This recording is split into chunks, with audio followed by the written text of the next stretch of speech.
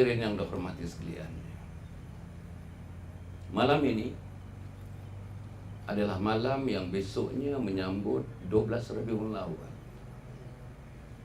hari kelahiran junjungan besar Nabi Muhammad sallallahu alaihi wasallam.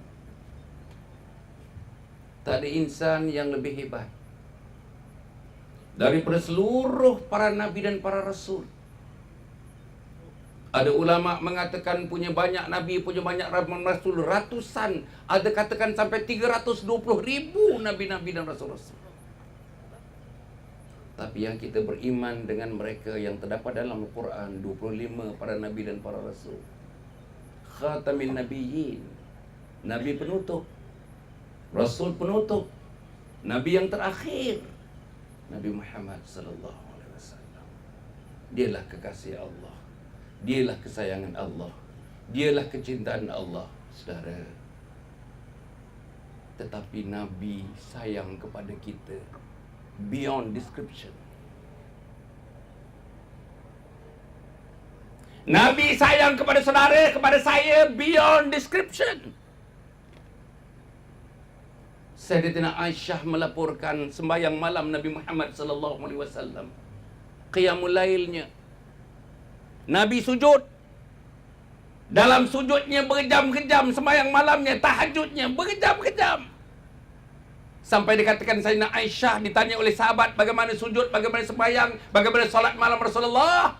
Waktu sujudnya kau lihat tempat sujudnya banjir dengan air mata beliau, dengan air mata baginda. Banjir. Kenapa banjir? Antara yang disebutkan seluruhnya mendoakan dalam sujudnya, tetapi yang diulang, yang didengar oleh sahabat-sahabat sebagiannya mendengarnya. Nabi menyebutkan perkataan diulang-ulangnya, ummati, ummati, ummati, umatku, umatku, umatku, umatku di Sungai Lokan. Ada ke Sungai Lokan dekat sini? Ada. Saya nampak tu. Lagu di belakang tu gaya kelokan-lokanan.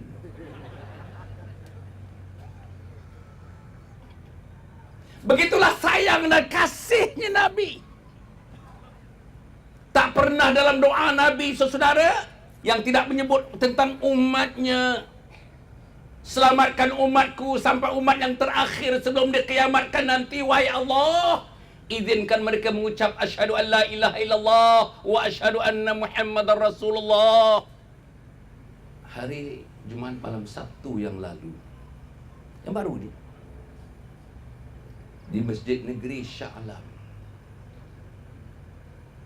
seorang insan yang saya kira, yang saya dah kenal 30 tahun yang lalu, berforum perdana dengan saya selama 6 tahun melalui TV1 yang saya mempengurusikan forum perdana itu.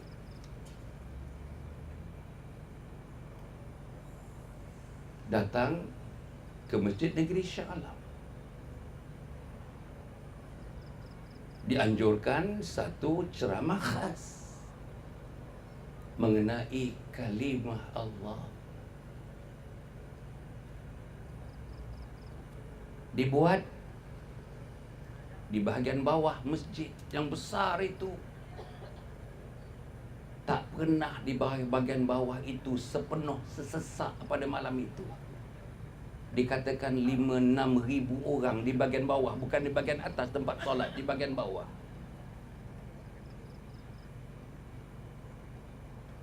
Beliau menerangkan secara akademik, menerangkan secara sosial, menerangkan secara kemasyarakatan, menerangkan secara kenegaraan, menerangkan secara kehidupan umat, kehidupan berumat,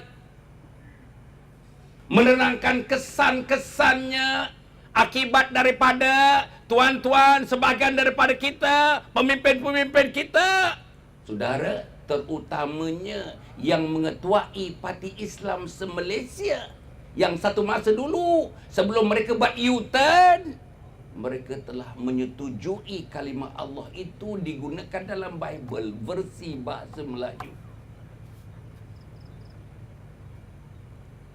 Profesor itu ialah Profesor Datuk Dr. Harudin. Sepatutnya dari segi politiknya saya tidak berhubung dengan dia lagi. Dia timbalan Mursyidul Am. Orang nombor 2 penting dalam hal polisi parti. Nombor 1 Mursyidul Am, dia timbalan Mursyidul Am. Presiden ini eksekutif yang melaksanakan apa yang diputuskan oleh Majlis Syura Ulama yang Profesor Harudin merupakan timbalan Mursyidul Amnya. Saudara, saya kagum dengan Harudin. Dalam desakan daripada teman-temannya, desakan daripada PKR agaknya, desakan daripada DAP agaknya, desakan daripada orang PAS sendiri, dia tak goyang, tuan-tuan, dia tak goyang. Daripada awal 2 tahun dulu dia telah memfatwakan sedemikian. Dia tidak bergoyang walau 1 milimeter pun daripada kedudukannya. Apa dia? Siapa yang menyokong, siapa saja yang mengutarakan, siapa saja yang mencadangkan, siapa saja yang mempraktikkan, mengizinkan kalimah Allah digunakan oleh orang bukan Islam termasuk Kristian dalam Bible berbahasa Melayu, dan kalimah Allah itu membawa arti Tuhan yang berbilang-bilang, maka syiriklah hukumnya. Syirik. Saya nak tanya saudara, apa lagi? Apa lagi yang membolehkan saudara atas nama Islam untuk bersama-sama, untuk participate, untuk berserta? Apa lagi? Bagi tahu saya. Kalau kalimah Allah pun saudara memejamkan mata, kalau kalimah Allah pun hati saudara seperti terkunci. Jangan lupa dalam awal-awal surah Al-Baqarah disebutkan, khatamallahu ala qulubihim wa ala sam'ihim wa ala absarihim ghasyawa wa lahum azabun azim. Hati mereka dikunci mati. Wa ala sam'ihim, pendengaran mereka dikunci. Wa ala absarihim, penglihatan mereka terkunci. Walahum azabun azim, yang menunggu mereka ialah azab yang sangat pedih. Tolonglah saudara, tolonglah. Tan Sri semalam saya buat press conference. Press conference saya, Tan Sri menunjukkan 2 Bible yang saya pegang. Bible dalam bahasa Melayu. Yang pertama terbitan 2007. 2007 printed in Petaling Jaya. Satu lagi 2008 printed in Indonesia. Saya letak begini dalam press conference tu. Dalamnya bercambah perkataan Allah. Buka muka 1 Allah, buka muka 2 bercambah. Bukan 1, bercambah Allah. Buka muka 2 bercambah Allah. Apa sebab mereka menggunakan perkataan Allah dalam bahasa Melayu pula? Untuk apa? Pasti. Saya boleh kata pasti. Untuk teman-teman yang diam di Taman Desa Murni. Pasti. Kenapa memilih bahasa Melayu? Untuk apa? Lim Guan Eng dalam ucapan hari Krismasnya menyebutkan, meminta kerajaan persekutuan memberi izin untuk orang Kristian menggunakan perkataan Allah dalam Bible yang berbahasa Melayu, versi bahasa Melayu. Full stop. Saya macam saudara tanya, untuk apa? Tak disebut. Rasionalnya apa? Tak ada. Tujuannya apa? Tak ada. Pasal apa nak guna bahasa Melayu? Tak ada jawapan. Tak diberi pun. Pasal apa tujuannya tak diberi? Pasal ada tujuan-tujuan. Satu tujuan yang overt, satu tujuan yang covert. Tujuan yang mudah dapat dilihat. Satu lagi tujuan yang tidak dapat dilihat. Atau dalam bahasa persuratan, ada tujuan-tujuan yang tersurat. Tapi saya yakin tujuan dia membuat gesang itu adalah tujuan yang tersirat. Saya nak cerita sikit dengan saudara. Saudara, ada satu majalah namanya The Minaret. Minaret tu menara lah. Menara masjid, minaret. Terbitan Pusat Islam California. Dalam itu dia menceritakan satu gerakan dakwah antarabangsa. Gerakan itu mengambil nama Window 10/40. Window 10/40. Atau tingkap 10/40. Apa dia 10/40? Rupanya dalam majalah itu disebut satu negeri yang akan dijadikan tumpuan kepada gerakan Kristian dunia. Negeri itu duduk di garisan lintang 10/40. Negeri itu ialah Malaysia.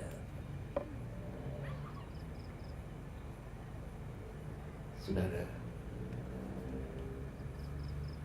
bila saya bertindak bersama dengan JAIS dan direstui oleh MAIS dengan Sultan dalam peristiwa DUMC, seluruh dunia, nama saya popular di Amerika, nama saya popular di Australia, nama saya popular di Eropah. Saudara, ketika itu ada Perdana Menteri Itali namanya Berlusconi. Berlusconi menghadapi berbagai-bagai skandal ketika itu. Daripada kajian yang dibuat melalui Facebook, melalui Twitter dan sebagainya, satu dunia, terutamanya di Eropah, saya duduk di tingkat yang ketiga. Yang pertama Berlusconi, yang kedua ada seorang lagi, saya dalam yang ketiga, tuan-tuan.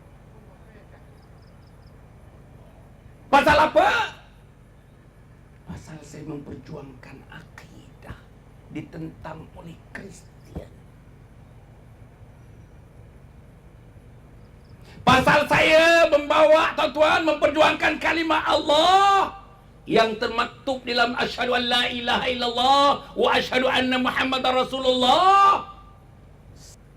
Peristiwa di UMC, if I may recall, saudara punya apa? 50 orang asalnya dijemput berbuka puasa pada hari puasa yang ketiga. Islam, orang Islam. Diajak berbuka puasa bukan di rumah penghulu, bukan di rumah penggawa, bukan di rumah adun-adun, bukan di rumah YB, bukan di rumah Tan Sri. Tapi diajak berbuka puasa di gereja.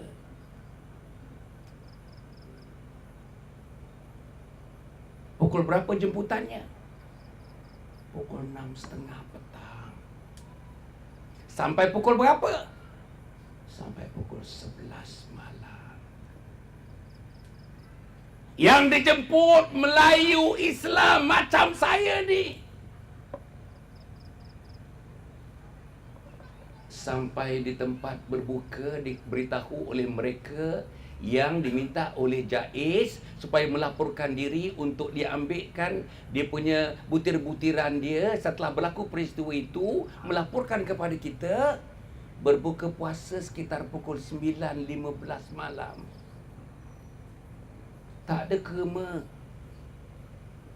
Tak ada macam kita berbuka puasa. Tak ada tempat berwuduk. Tanya kiblat tak tahu kiblat. Programnya daripada awal pukul 6:30 sampai pukul 11. nyanyian-nyanyian Kristian, tarian-tarian Kristian, bacaan-bacaan Kristian, lagu-lagu Kristian. Dan terdapat 2 orang Melayu yang telah memeluk agama Kristian. Seorang laki-laki, seorang perempuan naik ke pentas memberi testimoni. Apa dalam testimoni mereka? Hebatnya Kristian, hebatnya agama Kristian, hebatnya aku bersama Kristian, hidup aku mewah bersama Kristian, hati aku gembira dengan Kristian, anak-anak aku seronok dengan cara Kristian. Bila lagi engkau? Akhirnya baginda Sultan Selangor menyebutkan, untuk menutup cerita itu, dekat 2 bulan setengah cerita itu, saya sampai nama saya dah ada nickname saya. Nama saya apa tuan ketika itu sampai sekarang pun digunakan, Hasan Aqidah.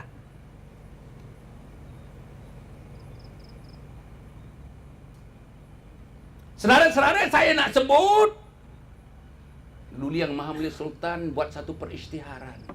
Yes, betul.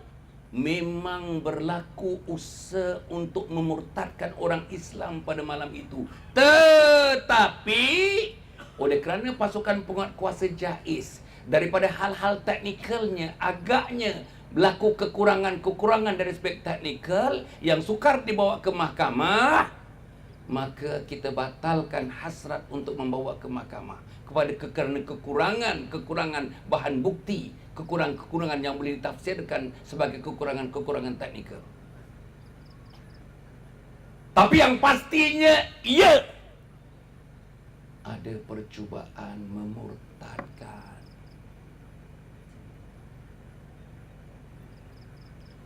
Malam ini sesuai dengan besoknya 12 Rabiul Awal. Tuan-tuan ya, semua YB ni, saya besok kita akan belara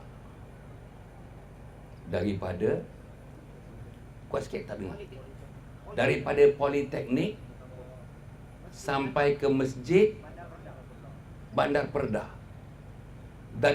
daripada Politeknik belara sampai Masjid Perda, Padang Perda, Bandar Perda. Sampai di Bandar Perda, rehat-rehat sebentar. Lepas itu ada satu forum. Saya akan menjadi salah seorang daripada ahli forum itu. Lepas itu akan diedarkan makanan.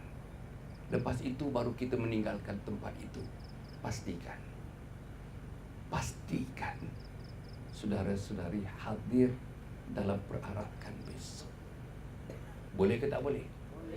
Boleh ke tak boleh? Tengok tu, yang baru menetas menjawab.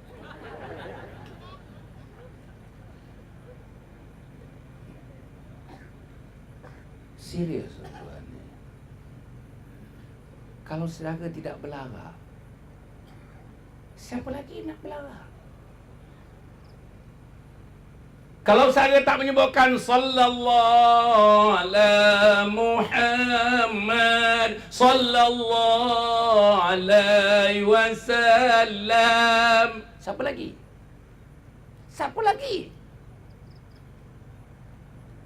Anak saudara dah berumur 37 tahun, tak pernah sekali pun tengok suasana itu, bawa.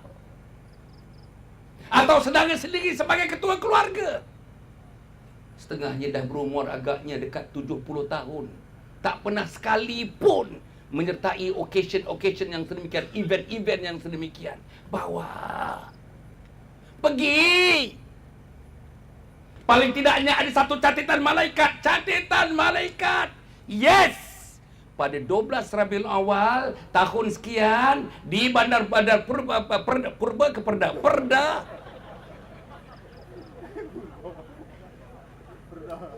ada tercatat dalam tulisan malaikat kiraman katibin. Ada tercatat.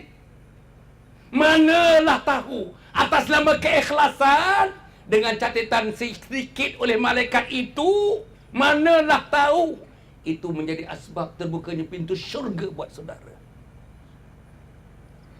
Tolonglah tuan-tuan. Ajak suami. Siapa suami yang tak nak pergi, telefon saya pagi-pagi besok. Serius. Serius, saudara. Siapa lagi? Di negeri yang mereka kuasai. Apalagi channelnya saudara nak tunjukkan your very existence in this state. Apa lagi saudara nak tunjuk?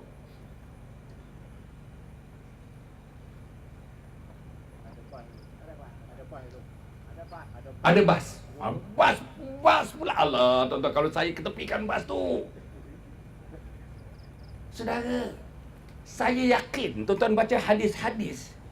Hadis-hadis tentang nikmat mencari ilmu, nikmat dalam majlis-majlis yang memuliakan Allah, mengagungkan Nabi Muhammad sallallahu alaihi wasallam. Setiap tayar yang berpusing disebutkan, tuan-tuan, teman-teman tabligh kita selalu menyebutkan, setiap habuk-habuk yang melekat di kereta, di tayar, di luar, di dalam, habuk-habuk itu nanti di padang mahsyar menjadi saksi di hadapan Allah. Wahai Allah, aku abu-abu ini menjadi saksi. Engkau bukalah pintu syurga untuknya, wahai Allah. Bukakan, wahai Allah. Bukakan, wahai Allah. Saudara, boleh tak saudara pergi besok? Boleh tak saudara pergi besok? Kalau saudara tak pergi, saya nak balik malam ni. Saya berapa jauh, tuan-tuan, daripada Kuala Lumpur. Untuk pengetahuan saudara, ada 13 tempat menjemput saya untuk maulid ini. Hari besok ni 13 tempat. Tapi saya pilih di Pulau Pinang. For some good reasons. I think you know the reasons. Saudara tanya sendiri satu soalan kepada diri saudara, secara jujur jawab sendiri. Soalan saya tadi, adakah aku benar-benar mengasihi Rasul? Sebelum itu, adakah aku mengenali Rasul? Adakah aku mengenali zaman muda Rasul? Adakah aku mengenali zaman-zaman Nabi sebelum mendapat wahyu? Adakah aku mengenal Nabi waktu berumur 40 tahun mendapat wahyu? Adakah aku mengenal kehidupan Nabi masa di Makkah? Adakah aku mengenal kehidupan Nabi masa berpindah ke Madinah? Adakah aku mengenal sahabat-sahabat Nabi? Adakah aku mengenal jihad dan perjuangan Nabi? Adakah aku mengenali pengorbanan Nabi? Adakah aku mengenali ibadah, tingkat ibadah Nabi? Saudara, kalau jawapannya tidak, tak ada, belum, saudara, besok 12 Rabiul Awal, kalau tak pernah dibuat, bawa anak dan isteri pagi-pagi 5:30 bangun awal untuk pertama kali bersubuh satu keluarga ke masjid besok. Besok cuti am satu Malaysia. Serius. Saudara. Ada ulama menyebutkan, kalau seluruh keluarga, suami, isteri, anak-anak selama 40 hari, 40 malam berturut-turut, sekurang-kurangnya maghrib di masjid, isyak di masjid, subuh di masjid, terbentang pintu seluas-luasnya, terbentang jalan seluas-luasnya, jalan menuju kepada keredaan, keampunan Allah Subhanahu wa taala, syurga di depannya. Saudara, saya Tan Sri, saya dah tulis 41 buku, Tan Sri. Saya tulis 41 buah buku. Sebahagian dari buku saya itu mengenai motivation. Sebahagiannya mengenai kecemerlangan hidup. Saya buat conclusion, out of hundreds of books yang saya dah baca menjadi rujukan. Saudara, tidak ada arti hidup ini kalau saudara tidak kenal Allah dan menyembah Allah. Balik tadi tuan-tuan dan puan, sayang Allah, sayang Rasul. Yang ketiga, sayang untuk berjihad di jalan Allah Subhanahu wa taala. Sekarang ni Tan Sri, Dulu masa saya masuk PAS, zaman Datuk Fadil Noor, bila dalam ceramah-ceramah, salah satu perkataan yang mesti disebut dengan penuh kekuatan dan tenaga, perkataan itu ialah jihad. Sekarang orang PAS tak sebut lagi dah. Tak percaya tanya orang PAS kat sini ni. Yang belah-belah tak apa nak cerah tu orang PAS tu. Kawan saya alu-alukan kehadiran mereka. Indeed, saya betul-betul alu-alukan. Saya sayang saudara. Saya sayang atas nama akidah. Saya sayang atas nama kalimah syahadah. Mungkin saya dah terpelanting daripada PAS, saya sudah dipecat daripada PAS. Tak apa, tak ada masalah bagi saya. Tak ada masalah. Ada Allah bersama saya. Ada kekuatan perjuangan Nabi bersama dengan saya. Saya dipecat dalam suasana yang tragis, Tan Sri. Yang pengurusi tadi dapat membayangkan. Yang itu diingat pula pengurusi tadi itu.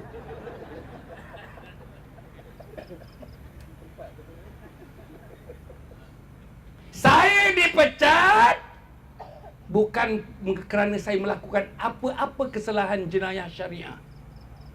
Saya tak minum, saya tak berjudi, saya tak pergi karaoke. Saya tak pergi rumah urut, saya tak minta diurut. Bahkan saudara, Hasan Ali tak isap rokok pun. Saudara-saudara, saya dipecat dalam keadaan yang tragis sebab tidak satu minit pun saya diberi peluang untuk membela diri. Tapi yang paling tragis sekali bagi saya, menyalahi peraturan disiplin, pengurusan disiplin. Sampai sekarang Tan Sri, saya tak tahu apa pertuduhan terhadap saya. Honestly, sampai sekarang, dah setahun 2 minggu agaknya. Setahun 2 minggu saya dipecat. Sampai sekarang saya tak tahu sebaris pun apa kesalahan saya. Ada kawan-kawan kata, pasal dipecat tu, saya merajuk. Pasal dipecat itu, saya rasa macam hilang tujuan dalam hidup. Pasal dipecat itu ada kaitannya saya nak jadi menteri besar. Bohong! Nak jadi menteri besar apa? Saya dah jadi Exco. Exco Negeri Selangor gajinya lebih besar anytime. Lebih besar daripada gaji menteri pusat ni. Tan Sri ada, kita boleh compare lepas ini. Gaji. Saya nak bagi tahu ya.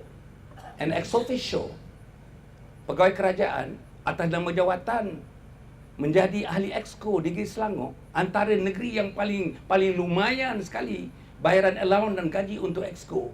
Pendapatan bulanannya termasuk allowance tak masuk lagi tuan-tuan.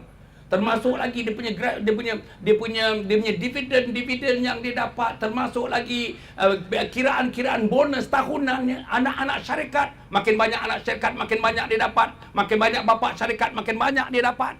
Dia dapat antara 70 ke 80 ribu ringgit sebulan. Tuan-tuan, saya nak bagi tahu orang PAS, cukuplah jangan fitnah saya. Dapat butir-butir daripada saya.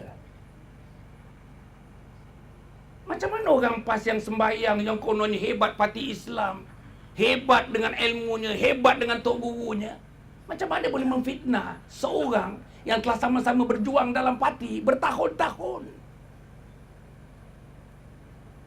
Apa salah saya? Kalau saya suruh bariskan dia, apa salah saya?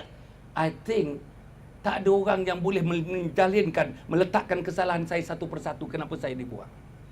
Yang saya tahu, tuan-tuan dan puan, sikit je. Yang saya tahu, saya dipanggil ada heights tentang kontroversi tentang saya dibuang daripada parti. Datuk Nik Aziz Nikmat memanggil saya ke Kota Baru. Panggil ke Kota Baru, saya pergi. Dalam satu bilik, saya tengok Datuk Aziz Nikmat, Mursyidul Am ada, Timbalan Mursyidul Am, Profesor Datuk Arundin pun ada, Presiden Parti, Ustaz Hadi pun ada. Kemudian seorang lagi, bekas Timbalan Presiden, Ustaz Nasruddin Mat Isa, termasuk Hasan Ali. 5 orang. Bagi saya, semuanya sudah beres. Hasan Ali dah beres, PAS dah beres. Sekarang saya buat kenduri kecil. Saya nak minta PAS nanti menderma masing-masing ahli PAS, supaya satu PAS ini ada kenduri besar satu Malaysia. Meraihkan sudah beresnya persoalan yang melibatkan Hasan Ali. Beres. Selepas itu 2-3 hari, saya terlibat dalam satu press conference. Dalam press conference itu, saya mengulas mengenai Anwar Ibrahim. Apa dia?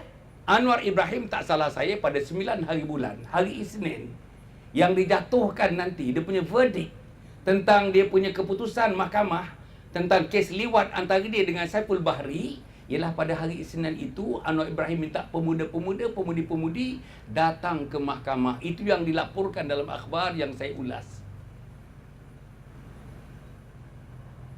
Minta pelajar-pelajar universiti datang mendengar keputusan itu di Mahkamah Jalan Duta. Dilaporkan oleh akhbar. Saya minta budak-budak pejabat saya cek. Universiti-universiti ketika itu cek. Tengok hari Isnin, hari tu hari Isnin. Apa dah jadi pada pelajar-pelajar ni? Apa mata pelajaran mereka pada hari Isnin? Hampir semua universiti pada masa itu, it was an exam week.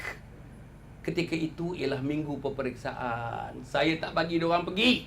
Saya kata jangan pergi. Dalam press conference, jangan pergi. Tumpu pelajaran, tumpu peperiksaan. Saya nak tengok kamu ke Cambridge, saya nak tengok kamu ke Oxford, saya nak tengok kamu ke Cornell, saya nak tengok kamu ke Harvard, saya nak tengok kamu ke Yale, saya nak tengok kamu ke MIT. Bukan nak jadi pebalaci, pencacai untuk pergi ke mahkamah nak mendengar keputusan tentang kes antara Anwar dengan Saiful Bahri. Jangan, saya kata. Besok keluar dalam surat khabar, Azmin membuat kenyataan khabar. Minta PAS mengambil tindakan drastik kepada Hasan Ali. Dalam 2 hari kemudian ni, tak salah saya, bermesyuaratlah PAS. Keputusan, pecat! Tapi ya tuan-tuan ya, kalau tak dipecat, tak berjumpa kita malam ni.